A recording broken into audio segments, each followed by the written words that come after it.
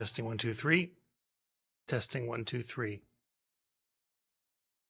It's working.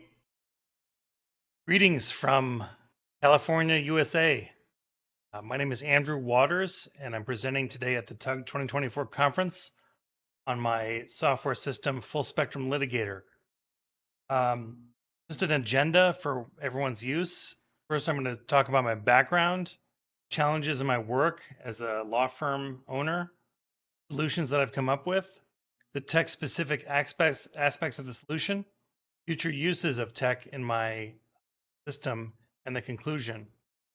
So I've got a half-hour max, and I want to fill that 30 minutes, a couple minutes for questions. I'll try to do captions. I'm not sure they should appear either down here or over there, but I'll get to that a little bit later. My background. So I am an attorney in California.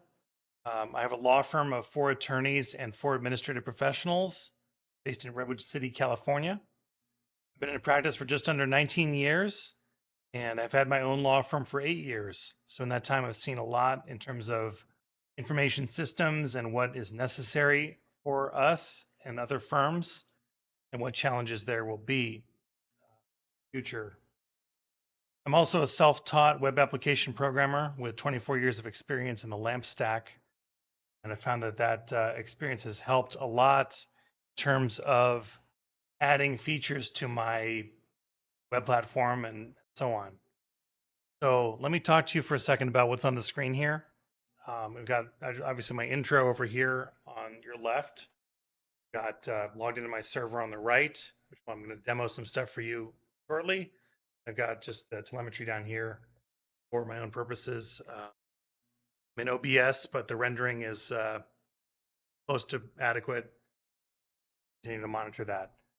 So the challenges facing a small law firm. Those include disorganized workflows, proprietary applications such as Microsoft Office, and formatting issues between applications such as Mac OS and Windows, and trying to get staff and employees to work together in those platforms has been challenging. And that's where my solution comes in. Also, there's vendor lock-in and subscription costs. So Microsoft Office is $100 per year.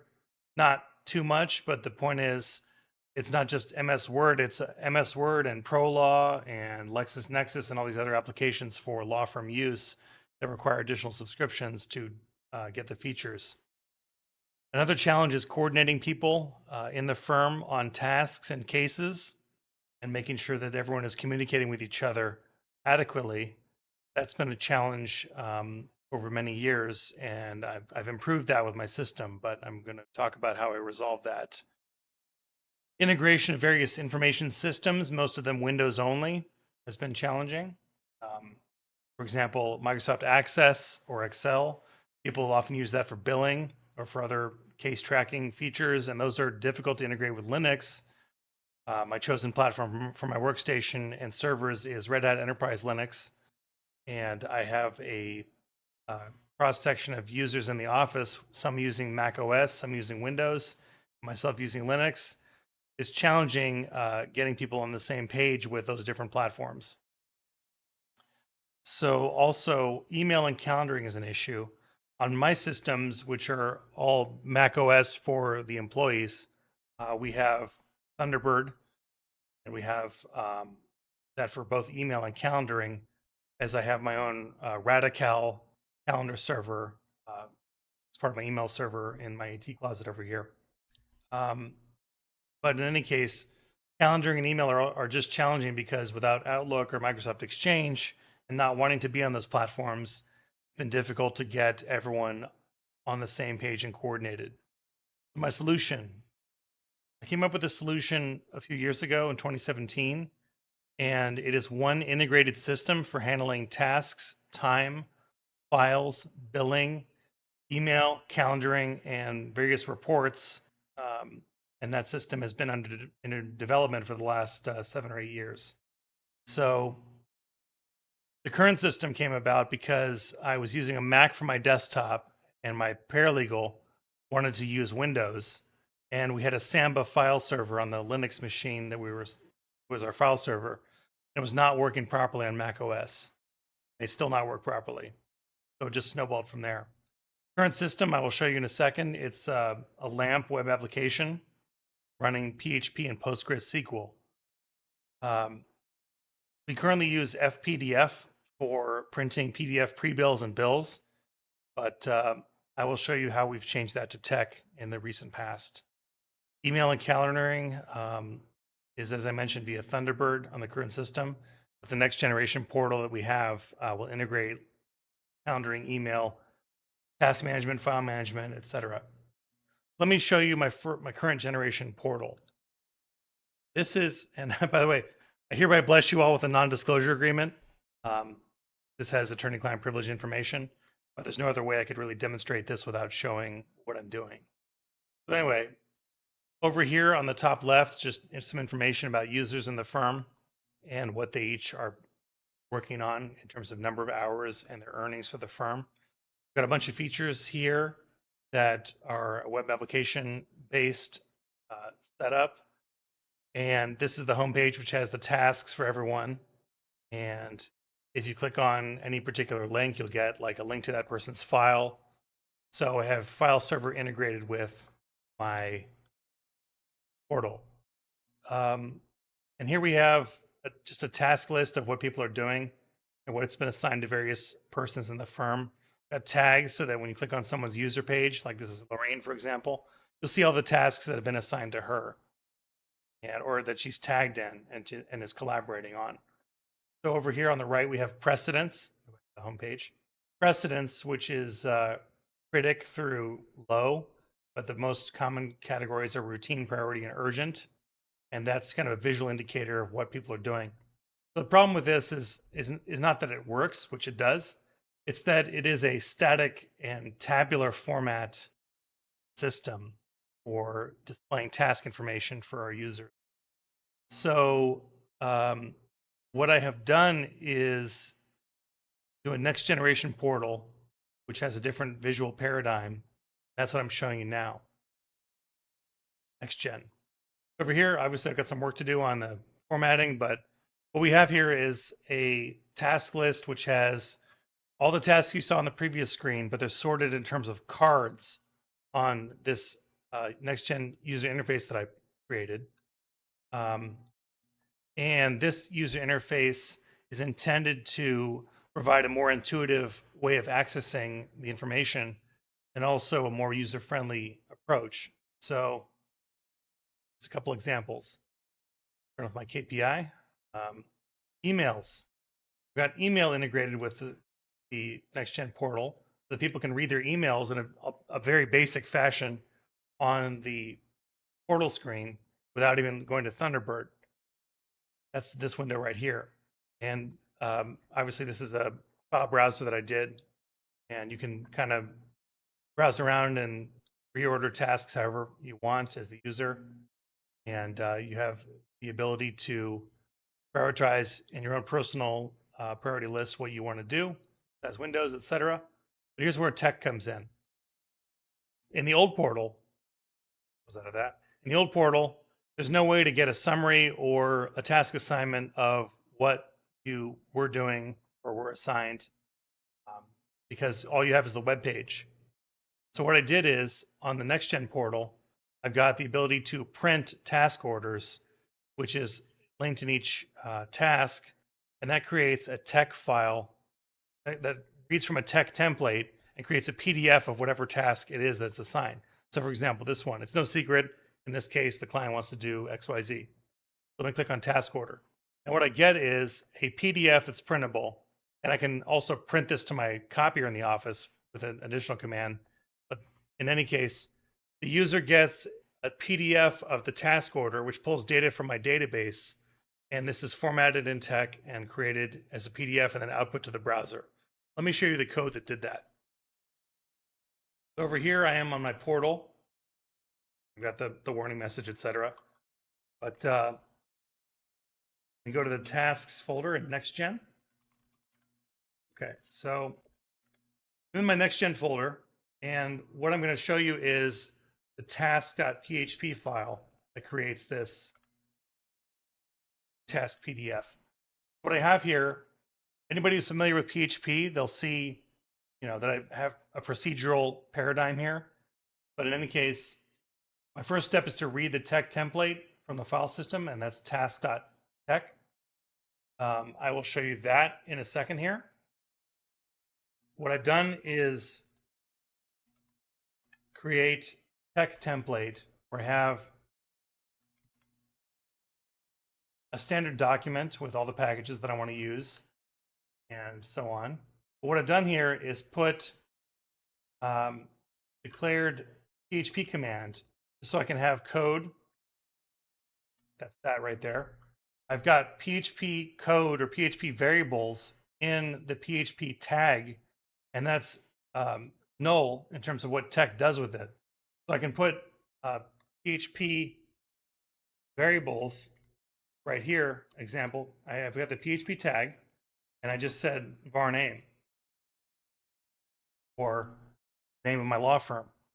And so up here on the left, you'll see var name is this, Andrew G. Waters Esquire, which I replace PHP script. But the point is, I've got the formatting in TeX, got the variables tagged with the PHP tag, such as var precedence color, var task assign date, var task due date. See over here, task order corresponds with that, obviously. Color box, var precedence color, which is with a switch based on how urgent the task is. In this case, it's red. In other cases, it's orange or green. So I've created a TeX template, and I've got PHP tags that I then replace in the PHP script. As you'll see here, put all PHP tag variables into an array and offset their positions. Replace data with the data from input, etc. What the first step I do here is query the database for the task information. I've got my standard PostgreSQL command here with the task ID, which you see in the GET request right here. And that gets all these data fields for that particular task. I have a switch based on precedence. So for color red, precedence is urgent. That's with the number 1 in the task field in the database. Then get my list of staff. Then replace the data variables in the TeX file with my specified variables. This was a challenge because obviously TeX has issues with slashes, backslashes, etc. So I'm having to put multiple slashes in PHP to put backslashes in TeX, and that doesn't always work correctly, like with dollar signs, for example. I have a different solution for that. But anyway, I've got my replacement here, arrays of patterns and replacements. That means it takes an array of patterns, the variables in the TeX file, and then replaces them with my own values that I obtained from my database. There's an array of search fields and an array of replacement fields. And as long as they're the same length in PHP, that's how you will replace array value with a different array value. So once I take the file and read into a variable as a string, I then replace with an array I replace array values with the array variables that I defined, and then I get a new file string. I then put the contents into a new file on the system that's a TeX file, and then I process the TeX file with PDF LaTeX. Take it from there. So you'll see here, I've got a non-standard path for TeX Live for technical reasons I'm not going to get into. But anyway, I also have the option of emailing a user when I assign a new task. So when the new task is assigned, this PDF gets emailed to the tagged users, which are these folks right here, myself, Cam, and Lorraine in this case. So I'm going to demo that for you in a second. But there's a standard PHP mail script. And then if I am not emailing the PDF, then I will display the PDF in the browser as I'm doing here. So Straightforward use of PHP, 106 lines here to accomplish this this goal. I'm pretty happy with the result. So let's see what happens when we assign a task to someone. Close out of that. Okay, go back to the main portal, assign a task. Let's pick a particular case, administration. Primary handler, myself. Supervisor, myself. Not going to tag anyone else. Let's just write a task out. Prepare summary. Expectation.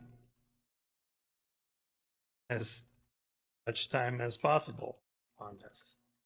Time estimate 1.0. Priority. Okay, so now I've just assigned myself a task. Going back to the portal, NextGen. And here we have,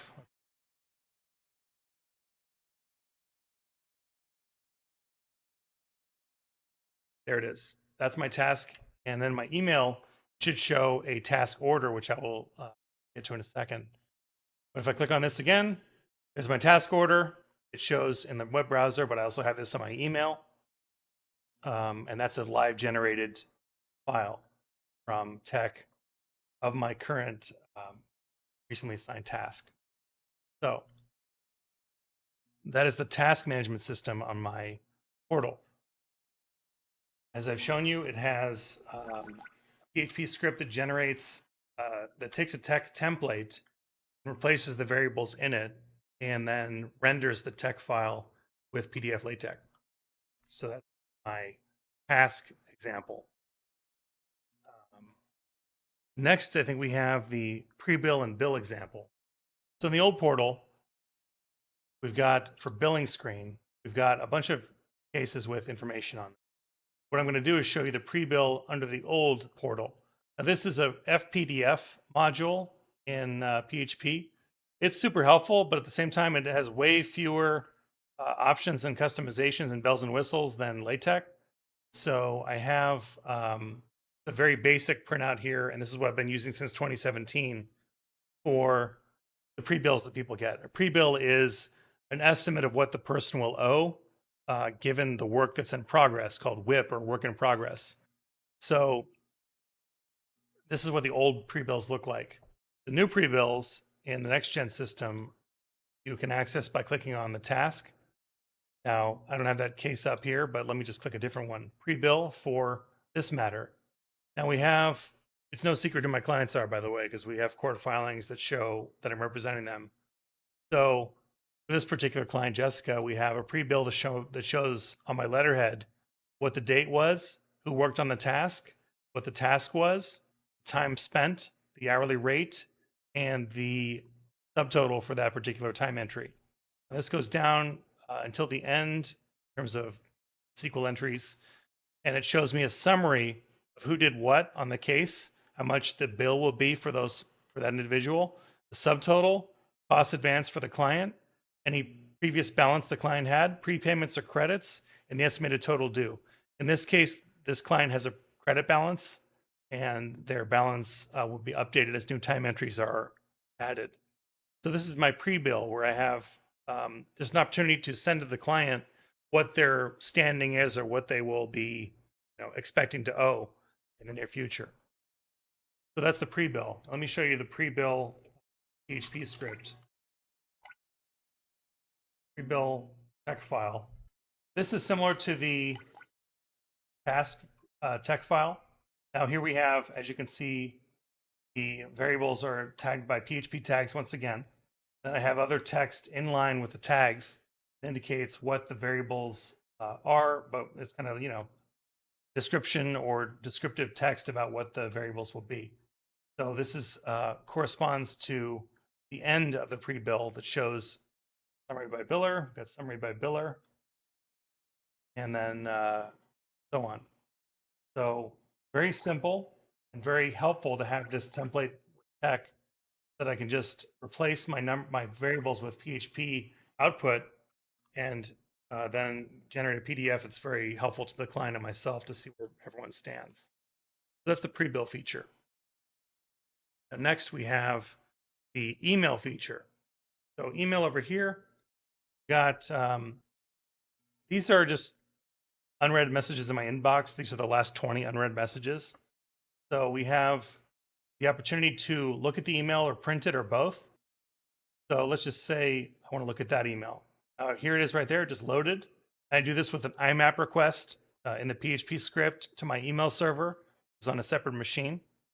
I log in with IMAP and I retrieve the metadata for the email. And then when I click on the email, a script on the server retrieves the IMAP headers and body and prints them out to my browser. So just example, I can view the emails inline in my interface so that I don't have to leave my interface to read my email. I want to print this. So what I can do is the print option gives me a nice, this is still under construction, so it's not perfect, but it gives me a nice kind of summary with the sender date and the sender formatting here. But anyway, I've got the contents of the email in an Outlook style PDF that I can print out and share that with whoever or file it or whatever I need to do or put it in my electronic file. But anyway, the email TeX file looks something like this. That's just another TeX file. And I've got only one variable, which is var content here. And that's generated in my PHP script, which is going to be this right here. So read the TeX template from the file system. That's email.tex. Put all the PHP tag variables into an array. Place the variables with data from the input lookup table or database. So in this case, I've got user on the get query is Relic, which is my username. And the email ID is the number right here. That's the UID for the IMAP query. And I have an IMAP fetch script right here, which has all my passwords in it. So hide that for now. Then I have variables, which I replace here. And then I have, once again, the patterned placements in arrays, which place appropriately in the new file string. I then take the new file string and create an additional TeX file with the user underscore email ID .tex. And then I process the email file using PDF LaTeX to create a PDF of this email. I then display the PDF in a browser, which is the last step right here. And obviously there's some more debug I need to do with those, for example, but the text of the email is there, and that is what matters for compliance purposes and otherwise. So where are we now? I've shown you the interface, shown you the task orders, I've shown you the pre-bills, and I'd like to talk about future uses for this system. So one challenge that I face as well in the law firm is generating pleadings, that is, documents that are used in court filings or other cases. So what I've done here is include a sample of a pleading that will be in the next-gen interface, but is not quite there yet in terms of integration. Let me go to that pleading here. Okay, I'm just going to go show this in TeXmaker.